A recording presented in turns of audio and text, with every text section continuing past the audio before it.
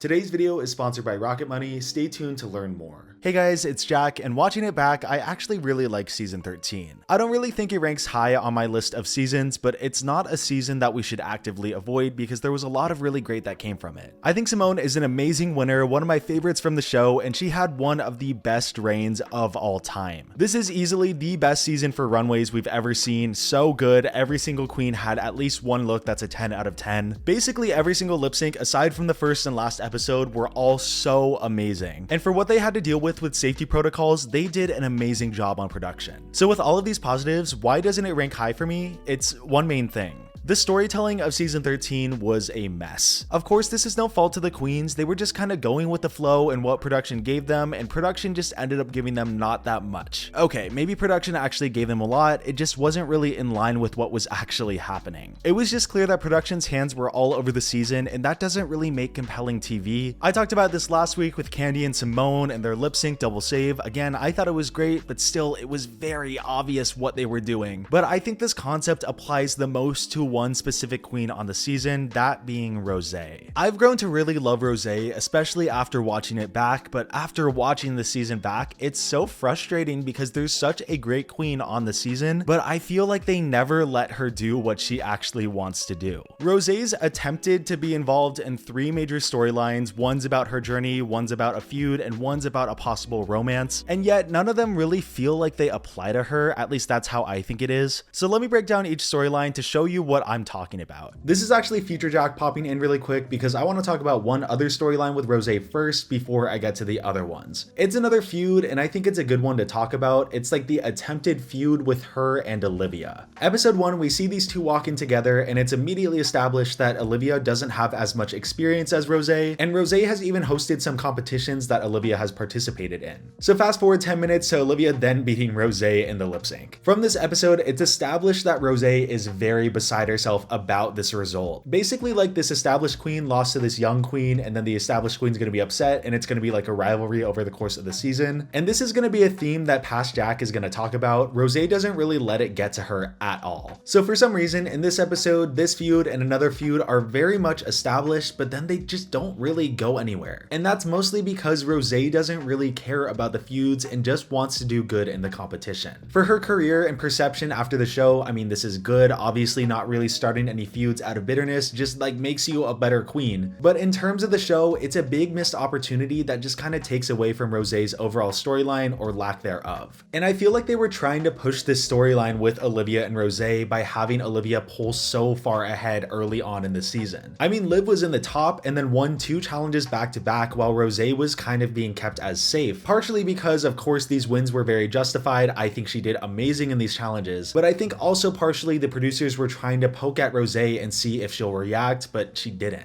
Rosé just never got to the point where she needed to be jealous of Liv because Rosé knew that she got it and she could be happy for Liv as well. So to me, it's a little weird why they kept this in, but also I do understand because it added to Liv's storyline on the season. Like, she was this young queen who may have not had as much experience, but she won challenges and she's really strong in the competition. I think it's a really good story for her, but in terms of Rosé, it just didn't do anything and it didn't do what the producers hoped it would do. Anyways, back to Past Jack. Let's start off with a storyline that was set up in episode 1. In episode 1, they tried to set up a Tina versus Rosé storyline as if it was going to be something addressed a lot over the course of the season. And yet, after this episode, it was brought up maybe twice. In episode 3, Rosé is pinned as tough competition by Tina, and then in the makeover, they are forced together to try to make the storyline happen. When it's addressed again in episode 4, it's portrayed like this is going to be a very consistent storyline over the season, but up until the makeover, we really don't hear anything else about it. And again, it calls back to what I was talking about a couple weeks ago with the Alyssa and Coco video. I don't know if Rosé and Tina were meant to really be a stunt cast, but what's clear is that even if there's an apparent feud, there's still a chance that they don't really do anything with it, and that's what happened with these two. They acknowledged it like once or twice, and then they were just kind of in the same room together. And then once we get to the makeover episode, it turns out that their feud was just a couple snarky comments made back in New York. To me, it's just funny that they tried to hype this up as like the big drama of the season when it really just wasn't anything even before the show. The Freaky Friday makeover episode is one of the most obviously production meddled episodes of the entire franchise. But we'll get back to this episode in a second. First, I want to touch on the other storyline that culminates in this episode. This video is sponsored by Rocket Money.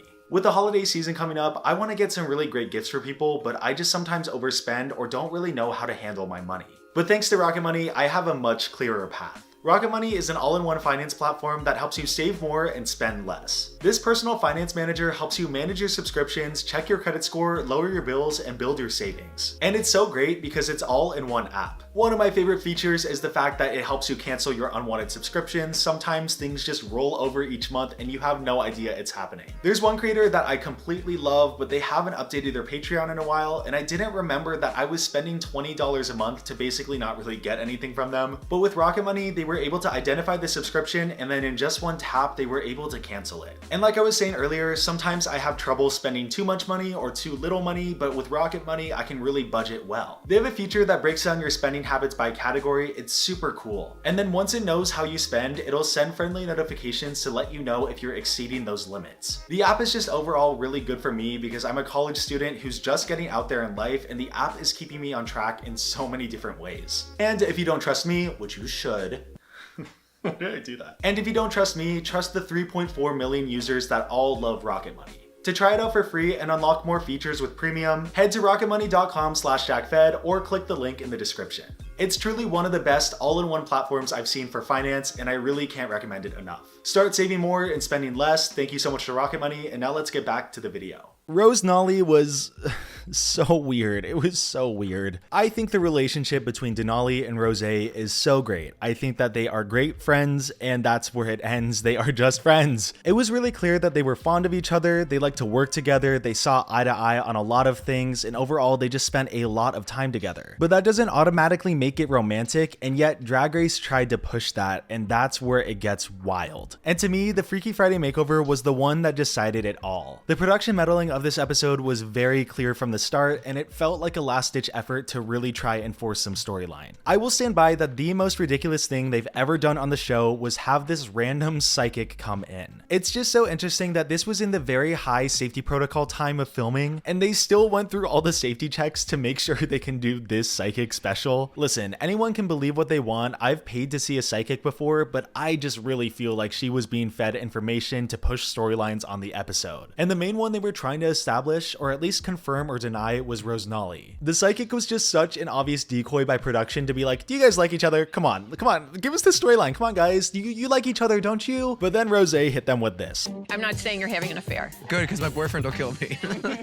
Just kind of saying, yeah, we like each other, but I have a boyfriend, and this isn't really gonna go the way you guys want it to. It was good on them, and it makes me like them more because it shows they weren't really faking anything for a storyline. They were just fond of each other in a natural way. Unfortunately, this did not pan out well for Denali because after this was confirmed not happening, they were like, okay, we can just get her out now. Again, Denali is so talented, but it just didn't feel like the producers were giving her the time of day, and it's frustrating. It felt like over the course of the season, Denali was trying to be pushed like a Widow or Jan from last season, where she won super early on and then they kept her safe to try and break her, but she never really broke. But by staying strong and doing consistent in the competition and not really having a storyline with anyone, the producers didn't want to see her go any further. Rosé just had more moving parts and also just more storyline that they were forcing onto her. Again, we'll get back to that in a little bit. So after the psychic came in and they were deconfirmed as a relationship, they were then quote unquote randomly paired up by the psychic, which is the most phony thing ever. The producers paired them up and put Tina and Rosé together to try and spark some conflict. And then Rosé and Tina didn't give them a single bit of conflict. If anything, they became better friends from it. Their performance in the makeover was interesting to say the least. A lot of fans said that Tina should have been in the bottom, and I do understand that. But first, they wanted to get Denali out, and then in the next week, Tina got out too. Side note, Tina's placement was just like Denali's for how iffy it was. I mean, she got out because she was too much in her brand on a branding challenge. Anyways, the Freaky Friday makeover really showed the producers' hand and the storylines they were trying to push, and when the storylines weren't happening surrounding Rosé, they still wanted to keep Rosé there because they put a lot of eggs in her basket, so they eliminated the people around her also in these storylines. To me, it felt like Rosé was always endgame to the producers. They wanted her in the top 4, or at least for her to do super well. And of course, rightfully so, like I've said over the course of the video, she is extremely talented, but she also had past connections with a fan favorite in Jan, and overall was just gearing up to be another really liked person by the fandom. There was one thing that really held her back though, and it comes back to the central storyline for Rosé that they just kind of pushed onto her as more of a warning sign than anything. That being that Rosé is too professional. This whole section of the video was basically cut out and retooled. If you hear a difference in my audio, it's because I'm home right now. Because at first, I was on such a defense for professional queens who always have this storyline given to them. Often when a queen has their eye on the prize and they know exactly what they're going to do in the competition, they're deemed too professional and need to open up a little more. And that's not to say the professional queens aren't likable. I mean, a ton of people like Rosé, and Chad was the first one given the storyline, and everyone loves Chad. I just realized after taking a step back, when a queen is said to be too professional, it's basically the judges warning them that they may not get the crown in the end. From the competition side of things, professional queens basically have everything they need to win the competition. Someone like Rosé was touted as a triple threat, being able to excel at everything in the competition. Well, maybe not lip syncing, but you know, it just in comparison. And you know what people love to talk about? Oh, the person with the best track record should be the winner of the show. Yes and no, it's just not gonna happen that way. First of all, Simone also dominated a lot of the competition, even if she was placed in the bottom a couple times.